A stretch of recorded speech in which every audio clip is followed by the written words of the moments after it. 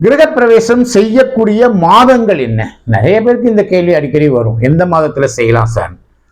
ஜோதிடத்துல இந்த கால விதான பத்ததி, இந்த நூல் இருக்கு இல்லையா, கால விதான பத்ததி, இந்த நூல் முகூர்த்தங்களுக்கு சொல்லப்படுவது, 10 பொருத்தங்களையும் சொல்லக்கூடியது.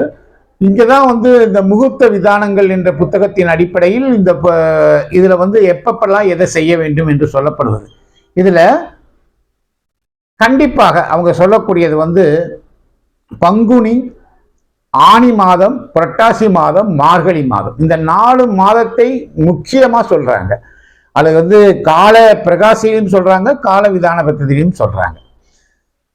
ஒரு ஜாதக கட்டத்தை பார்த்தீங்கன்னா ஆனி மாதம் மூலையில அந்த கட்டம் இருக்கும். ஆனி மாதம், அடுத்து அது மிதுன மாதம் என்று கூட சொல்லலாம். அடுத்தது புரட்டாசி மாதம் கன்னியா மாதம் என்று சொல்லலாம். மார்கழி மாதம் தனுர் மாதம் என்று சொல்லலாம். அடுத்தது பங்குனி மீனம். இந்த 4 கட்டத்தில் இருக்கக்கூடிய 4 மூலையிலும் இருக்கக்கூடிய அந்த மாதங்கள் இருக்கு இல்லையா, இந்த மாதங்களில் கிரகப்பிரவேசம் செய்ய வேண்டாம் என்று அடிப்படையாக சொல்லப்பட்டிருக்கு.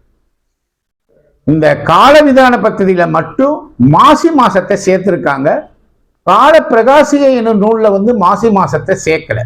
எனவே நடைமுறையில அந்த மாசி மாதத்தை சில பேர் எடுத்துக்கிறாங்க. இதனால் தவறல்ல. கண்டிப்பாக இந்த 4 மாதங்கள் எடுக்கக்கூடாது. ஆனி மாதம், புரட்டாசி மாதம், மார்கழி மாதம், பங்குனி மாதம், இந்த 4 மாதம். ஒரு சிலருக்கு சந்தேகம் வரலாம், ஆடி மாதம் செய்யலாமா? இந்த நூல்களில் ஆடி மாதத்தை பற்றி நிறைய சொல்லப்படவே இல்லை.